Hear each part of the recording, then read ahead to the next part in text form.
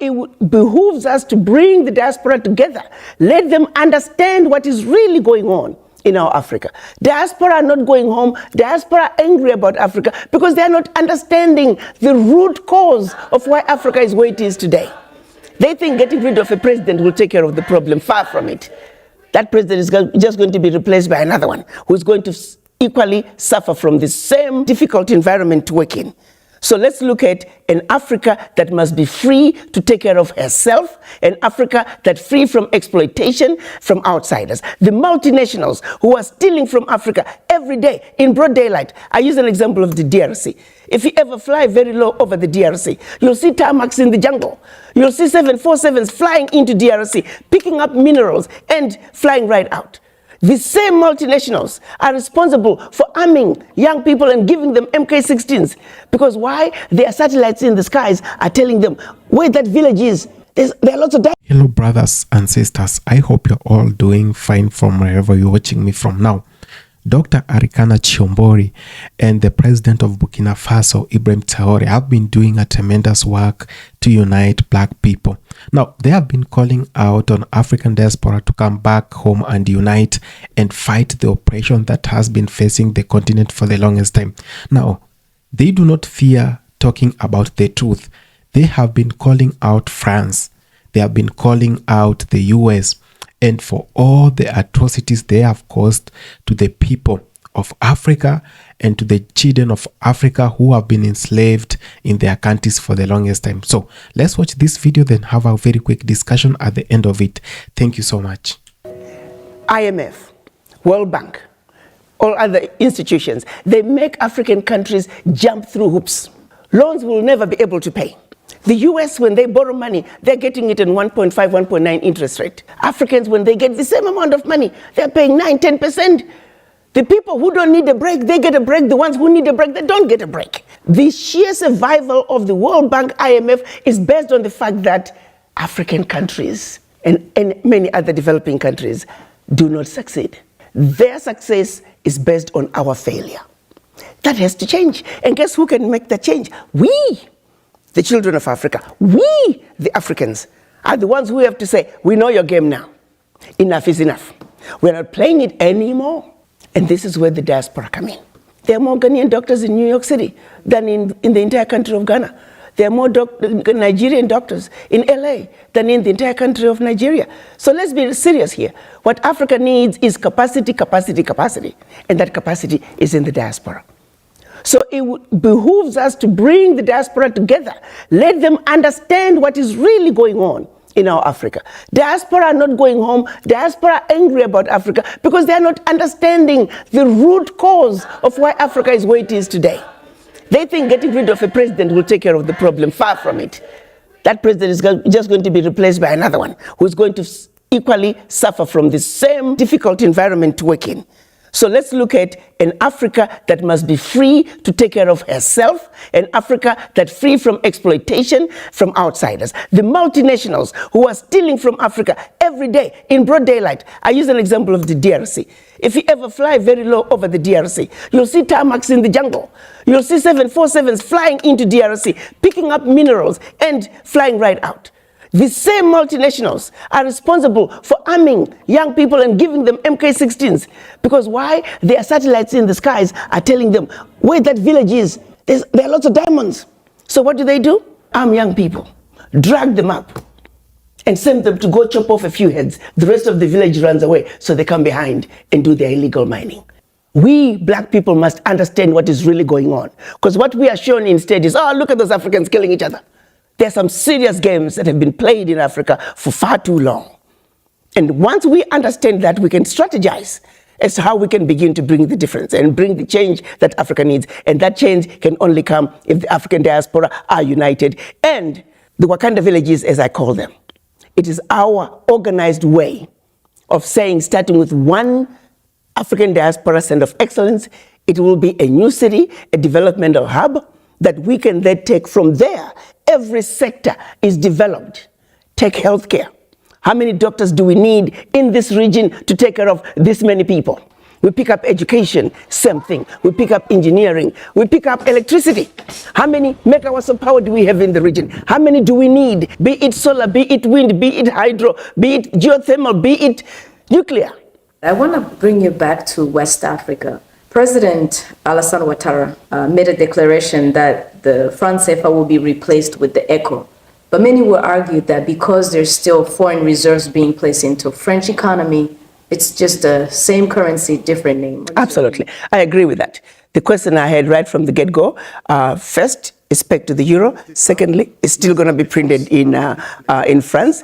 Third, they may try to say we are eliminating the colonial tax, but they're replacing it with the foreign exchange tax.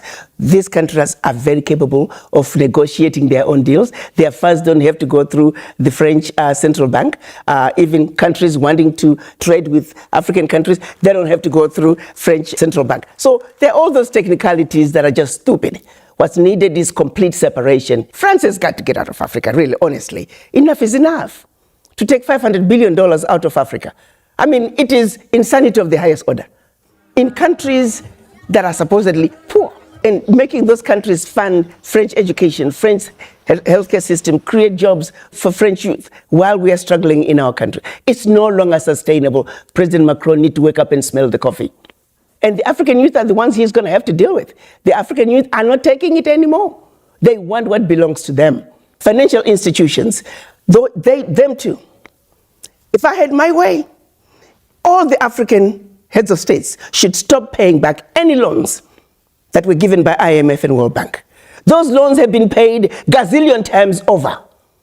Many people in the diaspora are wondering, yes, you're no longer the ambassador to the US, but they would like for you to take up the position of the African Union Commission. I have to say, when the drumbeat was getting louder about me becoming the chairman of the African Union, I disregarded it because it's nothing that I've ever thought about. But increasingly, as we are looking at the implementation of the African Continental Free Trade Area, you have to understand the role of the African Union Commission is to be the implementer of the decisions that are agreed upon by the African heads of states. So it's important that we not get a career diplomat who's now only looking for their next position. We need somebody who can think outside the box. We need a business-minded person because people are dying, my dear young child. We've got to realize that children are dying every day. Women are dying every day. Millions of youth are unemployed and we're too busy being diplomatic, not hitting the nail in the head. If we don't get an African Union chair who realizes that you're under the table and they're making you fight with your brothers and sisters as to who got the larger chunk of the crumbs under the table, that way you never have to talk about what's on the table. That is a blind chair. We need somebody who gets it. I do know that there's a need for major disruption at the African Union level. If I were to become chair of the African Union, I want to bring disruption. As we look at the African woman today, when we seek for crucial areas where she can be empowered and enabled, where should we focus? Should we focus in land right for economic freedom, or should we focus on them being in leadership positions for decision-making process? First of all, in order for the African woman to move forward, it starts with the mind. Women in general, actually, we have a tendency to just apologize and we just don't think we're quite able to get there. Granted, our challenges are real. Let's make a commitment to say we will succeed. Nobody is superior to us. We will get the job done. Let's find strength within each other that we are going to take care of ourselves. We're taking care of our neighborhoods. We're taking care of our homes. We're taking care of our Mother Africa. That commitment and that change of mindset, once we have the change of mindset, the game is over. Because you can take me wherever you take me. If my mind is in the right place, there's nothing you can do to me. There are no games you can play with me. On that very point, what is your view on gender equality, in the African context especially? In African culture, we, the women, have always ruled. The men might think that they have ruled, but behind the scenes, it was always us. I like to share the story of Nanaya Asantwa. She was the gatekeeper of the golden stool in the Ashanti kingdom. When the British were trying to take the golden stool from the Ashanti people, the men had given in. They were ready to give up the golden stool in exchange for the king who was in exile in Mauritius. But you got to understand that the golden stool is where the spirit of the Ashanti people is is housed. So when you give up the golden stool, you have given up the spirit of a people. Our men, our Ashanti men, were ready to give up the spirit of the Ashanti people. Nanaya Asandua, as the gatekeeper of the golden stool, she said, absolutely not. And let me paraphrase her speech. She said, I shall call upon all my female sisters. We will pick up arms and we will fight the British till the last one of us is down. We then picked up arms, organized, and they fought the British and defended the golden stool. That is the power that the African woman has. Madam Ambassador, Our Voices is a show that brings the women's voices at the table. What is your message to them today? My message to the African woman is to say, you, the African woman, without you, there would not be any other races. And for that reason, you have a very important role to play in the world affairs. Once you understand that, take your role. No one should ever make you feel inferior. As mothers, as grandmothers, as sisters, as nieces, let's come together and let not only our husbands and our brothers and our uncles, no, we need to work together as equals, because it's going to take all of us working together to make our Africa what we want it to be. Madam Ambassador Arikana Chihombori-Quao, thank you so much. We much appreciate it. What type of installation could be welcomed in Burkina Faso? We want it even if it's a small nuclear power plant, which can really produce energy in quantity. Because as I said, it's not only Burkina Faso that will benefit. In the sub-region, we know our difficulties in terms of electricity. Everyone will need it. So, I think we are a bit at the heart, and there are many countries around that can benefit. What can we wish today for Burkina Faso? For its people to be finally prosperous. What can we wish for Burkina? I think for the whole world, we have to wish for peace first, for the people to come back, for the people to live in peace. And we also wish that people don't interfere in our affairs, because we have capacities. We are not dragged along as some imagine. We are able to walk alone. We don't necessarily need to be held by the hand. The vision of this summit has just ended. What assessment do you draw from these 2 days of meetings, of forums? Okay, hello, and thank you for the opportunity to express ourselves from here. We came to this forum, which yesterday held its epilogue, and we can say that we are very satisfied. The assessment is quite positive, because it was about seeing the prospects for what concerns our states and what also concerns our relations with the Russian Federation. So, we have explored enough areas and there are good prospects. Donc, on a épluché assez de domaines et il y a de bonnes perspectives. You were able to meet Russian President Vladimir Putin in a bilateral format. What do you remember from this meeting? In a bilateral format, it was about discussing our particular problems, including security and defense issues, but also economic issues, because it goes hand in hand with the economy, development and infrastructure. It goes hand in hand with security issues. So basically, that's what we wanted to discuss. Any concrete results that you can tell us about? The most urgent result for us is the issue of military equipment. So that's what we're on. So, in the coming days, we hope to be able to start the acquisitions and everything.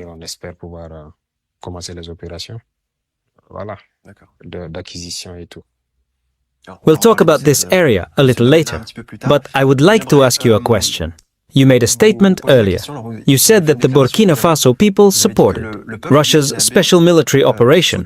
Can you explain that to us? Of course, it is the right of the people to express an opinion. So the vast majority, I said, supports it. But it's not about focusing on that, because any war is bad. There is no good war. As long as people die, it's not good. We often say that even terrorists who attack us, we want them to drop their weapons and come back to their senses. Because they are young people who are being killed. But if they don't want to drop them, we have no choice. We have to fight them. But we also have a feeling, because the Burkina Faso people have been suffering for 28 years now. People die every day. But since our action, I can tell you that we are also very disappointed with the behavior of some people. And that's what gives us a mixed feeling. In terms of equipment, we can't. Some countries have closed us down and blocked us. So it's a feeling of desolation to see that on the other side. We give enough equipment, which unfortunately ends up on our lands. Disappointed on the part of some of your partners or former partners. Yes, some of our former partners, we must say it clearly. We are very disappointed that we cannot give ourselves a cartridge and that we can support other states that are also fighting. Why can't we support them? But what I say is that it is a shame that these equipment are found on our soil with terrorism. It's not common, so it would be desirable for it to stop right away. Yesterday, during the summit, most of the African states spoke out to find a solution to the negotiation. But what we understood is that there is no will to negotiate with a party. So, it's getting complicated. Of course, we will come back a little later on the military component. But I would first like to have your opinion, in general, on the current state of relations between Burkina Faso and Russia. What are they? So, we must say that the relations are being relaunched. These are relations, as we said, since 1992, the embassy was closed. Currently, there are agreements. It's okay, we will reopen. Diplomats are already in contact, and trade relations must resume, in terms of industry and everything. We discussed a lot of things in our trade relations and everything. So, for example, you were talking about industry. In which areas? In several areas. Agricultural, we talked about it. The mining industry, we talked about it. Infrastructure, a lot of things to build. So you will also qualify Russia as a partner country of Burkina Faso. So, you talked about these perspectives, but how can this be translated concretely? The partnership with Russia is first of all strategic. And concretely, what affects us is also the speed of reaction. First, we must understand that Russia is concerned about the humanitarian situation in Burkina Faso. It must be said, it was one of the states that sent us to eat, to move internally. And they announced yesterday that they were going to send us to move. It's very good that people are concerned, but not all countries are concerned. First of all, about our populations. And on top of all that, in terms of development, we still have a lot of agreements in progress. A lot of memorandums of intent are being signed, and we hope to receive Russian investors soon, economic operators, so that the economic flow can be more profitable for all of us. You said it, the diplomatic component is also important. The fact of reopening the embassy will make the exchanges more simplified between the two countries. Of course, it's very important. Tell me, we already have a lot of compatriots. Russia plans to increase the number of scholarships in various scientific and technological fields in universities. There are already Burkina Faso trainees, and the number will increase. So, of course, we need a diplomatic representation to manage all the administrative aspects and strengthen the cooperation that exists between us. Cooperation all over the world, in all areas. Of course, all possible areas. We are open in all areas. Are there any specific areas where Russia may have had expertise? Where do you have more expectations? So we immediately talked about the issue of defense and security. This is our #1 priority. Then we can talk about energy. And we expect a lot from Russia. Because Russia is a specialist in a given type of energy. That could be very beneficial for us and for the whole sub-region. Energy independence. Because it starts with the energy that the industries can develop. We may want to install factories and everything, but if we don't have energy, it's complicated. So we started on this basis. There are infrastructures, oil products and everything. So there is still a lot of potential. We also have a lot of things to share with Russia. In the agricultural field, there are enough tropical products that Russia needs to export to Russia. To transform on the spot with industries and export. You talk about the energy component, which is indeed very important. More than that, the extraction of raw materials, such as hydrocarbons or the production of electricity. So the production of electricity is very important for us. That's what I was saying. Russia has hydrocarbons to export to us, whether it's all derivatives, products, and especially bitumen for our roads. Because we have very few roads. We need road infrastructure, rails for the train, and everything. We discussed it. So these are priorities for us. We will have to be able to quickly move up a notch in this area. This is what already allows the internal economy to behave well. And the electrical component?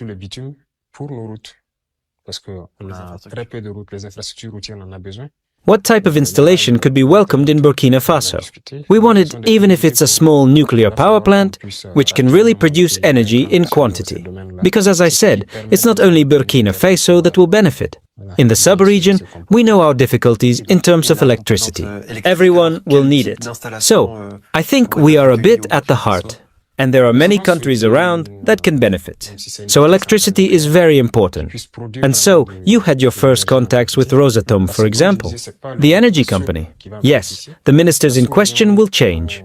There is a working group that will be put in place to manage all these aspects in general. So now, to evoke a little bit the security situation in your country, when we listen to Western media, and especially French media, the image of the Burkinabe army is not necessarily dazzling.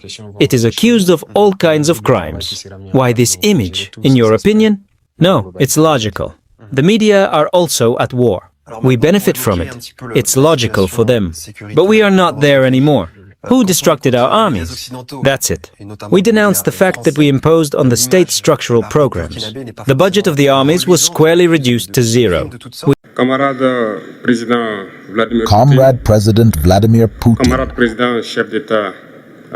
African heads of state, Comrade head of delegation, good morning. It is an honor for me this morning to take the floor here and to pass on to you the fraternal greetings of the people of the land of men of integrity.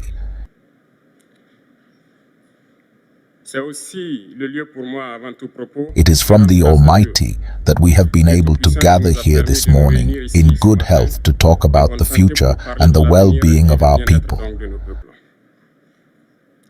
I am going to apologize to the elders whom I may offend in my future remarks. Because of Africanity, because of the rights of one of them, I have to apologize. Comrade, I have a few questions from my generation. Not a single question that is being asked. We don't have an answer, and it turns out that here we can wash our linseed because we feel like a family. It feels like a family in the sense that Russia is also a family for Africa. It is a family because we have the same history. Russia made enormous sacrifices to liberate the world from Nazism during the Second World War. The people of Africa, our grandfathers, were also forcibly deported to help Europe get rid of Nazism. We share the same history in the sense that we are the forgotten peoples of the world, whether in the history books, in documentaries or in film, insofar as we sweep away the preponderant role played by Russia and Africa in this fight against Nazism. We are here together because we are here to talk about the future of our peoples and what is to come. Of the future of tomorrow, of the free world to which we aspire, of a world without interference in our internal affairs. We have the same prospects, and I hope that this summit will be an opportunity to forge very good relations and to create a better future for our peoples.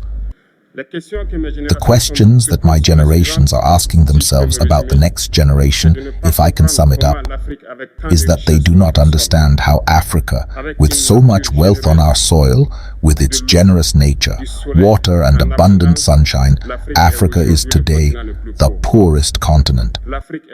Africa is a starving continent, and how is it that our heads of state are traveling through the world of a man? These are questions that we are asking ourselves and that we have not yet had answers. We have the opportunity to forge new relationships, and I hope that these relations can be the best, to give a better future to our peoples. My generation also instructs me to say that because of poverty, they are forced to cross the ocean in order to try to reach Europe. They die in the ocean. But that soon they will not have crossed it, because they will come in front of our palaces to look for their daily sustenance. As far as Burkina Faso is concerned, for more than 8 years, we have been confronted with the most barbaric and violent form of neo-colonialism and imperialism.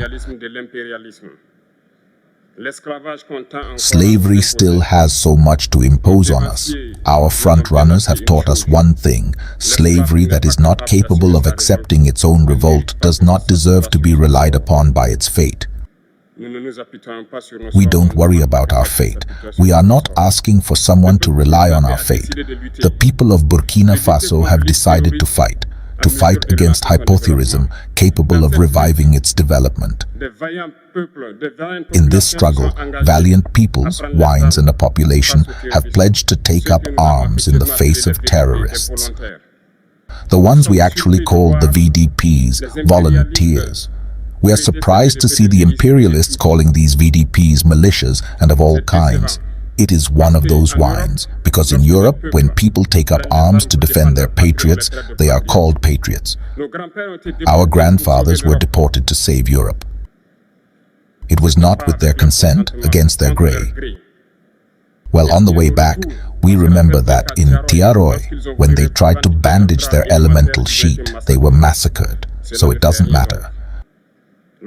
When we people decide to defend ourselves, we are called militias. But that's not the problem. What is the problem is to see African heads of state who bring nothing to these peoples who are fighting, but who sing the same thing as the imperialists. To our militia dealers, to our traders, therefore, to men who do not respect human rights, hence the human right. We are effusive against this and these shameful people. We, the African heads of state, must stop behaving like puppets who dance every time the imperialists pull the strings. Yesterday, President Vladimir Putin announced that the grain would be sent to Africa. And we are very happy, and we thank each other for that. But it is also a message to our African heads of state, because at the next forum, we must not come here without having ensured that our peoples will be able to achieve food self-sufficiency for those who do not know war.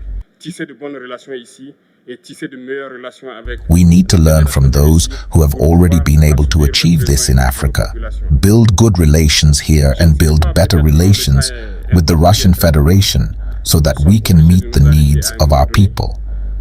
I may not be slow, time is running out and very short. We are obliged to stop and love my take. But I would like to end by saying that we must therefore pay tribute to our peoples who are fighting.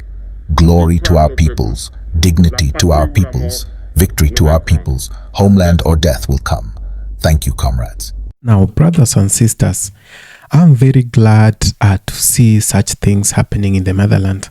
I'm very much glad to see people like Ibrahim Traoré, Dr. Arikana, are bringing the wake-up call to the diaspora and to the people in the motherland. I've been saying this and I'll continue saying that for the black continent to change, for us to unite, that for this continent to work out for everyone, and that we get rid of the exploitation of our own resources, we get rid of the extortion that has been happening and the oppression. First, we must show support to those leaders who are willing to help us to run this movement, that we are not going to sit back and watch and talk behind without offering our own support. That you brothers in the diaspora, you sisters in the diaspora, you brothers in Africa, the youths of this continent must wake up. We must wake up for real, because this is not a one-person movement. We've made errors in the past that we let our own people down. When they needed our support, we were not there. And we say, for us to change this narrative, Dr. Arikana has told us many a times that we need to unite with the people in the diaspora, that we need to get our brothers and sisters in the diaspora back in the land and make sure they are safe to help us in this movement. That we need their manpower, we need their knowledge, we need their skills here in Africa to make this continent great. That we need to be self-sustained continent, that we don't need to depend on their cars, we don't need to depend on their technology, that we can build our own technology. Now, I want to remind you of something. I've been saying this so many times, that the wars that are happening in Africa have been planned, and the Western countries And I'm going to be on record by saying that the Western countries, the US, France, Belgium, and other countries have always been at the core of these wars, that they have supported and run havoc in the continent of Africa.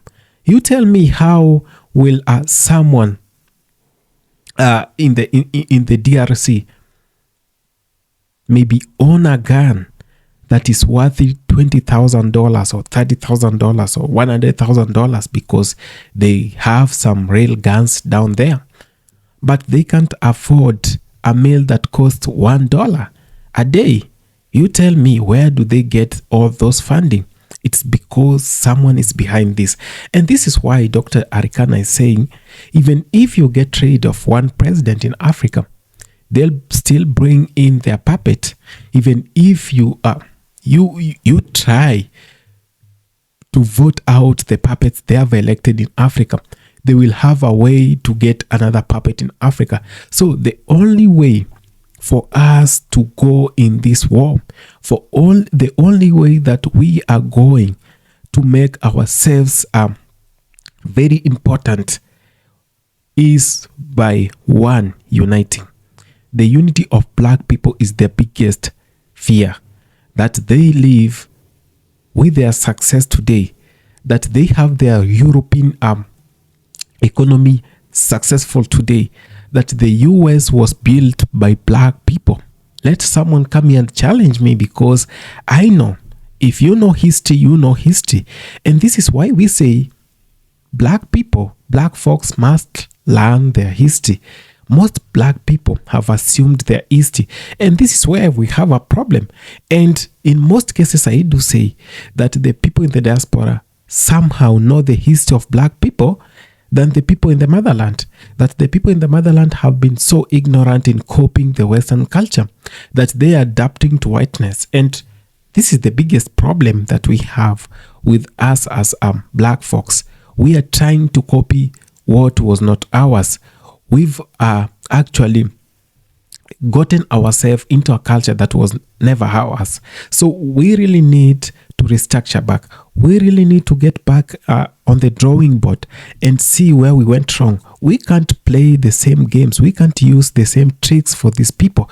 We can't use the tricks that our grandfathers used and they failed, and we expect us to be successful. People learn from mistakes. We've made a lot of mistakes in the past. And the big question tonight is, are we willing and are we in the right direction to make some decisions that will cost us, yes, but save us at one point? That we no longer need to have a continent that is so much ruptured. We no longer need to have a continent that is dominated by American companies. We no longer need to have a continent that does not have its say. It's the other day that we've seen that the UN, the AU, the African Union, is not even being run by Africans. Everyone there is a puppet. Now, if the organization that was meant to unite Africa, if the organization that was meant to bring black people together, the black folks, and you see, it is the African Union is very much okay when some other countries, like the countries in the Sahel, are not in the movement. They are not actually in the union. They do not sit at the highest table of the decision making in Africa. And you ask yourself, what unity is the African Union speaking about? And this is why we say the African Union has been at the core of dividing Africa, because all those who are there are serving the interest of the US, France, and these European powers. That those who are there, their caucus meetings have always been sponsored by the US and the companies that belong to Europe. So who do you tell me is going to unite Africa? These people are being called dictators, like Ibrahim Traore. Those people who have disobeyed their masters' policies in Africa, those who have gone against the likes of the US and France are the one who are going to save us, because the mess has already happened. And if we are really not keen, we are going to have a real problem in Africa, a real problem. And this is why we say we must go back to the table, restructure, and see where did we go wrong, because two wrongs cannot make one right. Two wrongs cannot be right. So we must go back and see where did we go wrong, and how should we restructure, and how are we going to do things different, who is going to lead the movement, and how efficient is the movement going to benefit Africa. Because we've had movements in Africa earlier. We've had movements that have failed. We've had so many organizations, the SADC, the ECOWAS, but really puppet movements in Africa, puppets organizations that have been there to divide further Africa. Tell me why there is SADC, why there is ECOWAS, why there is Eastern Africa movement. Why do we all have these regions divided, and some countries trying to operate on their own, while others trying to operate on their own, while others are trying to talk their own language and come out with their own currency? What Africa we having? This is happening because someone is behind this. And as early as we discover this is why Muammar Gaddafi said that black people are the enemy of their own. That you see the division that is happening, that you see the oppression that is happening, and the exploitation is because a black man is benefiting somewhere. That these presidents have allowed this to happen in their countries because they are benefiting, and they are fearing someone will come after their lives, and they can't tell this to the people. Ibrahim Traore has said it all, and he still survives. It is when you live in fear that they come for you. Africans, diasporans, everyone who is a person of color, we are going to do this. Thank you so much for having taken the time to watch this video. I know I've not been around for around 4 days because I've had serious problems and I needed to sort them out, but I'm back. Thank you so much for watching this episode. See you on the next. I love you all.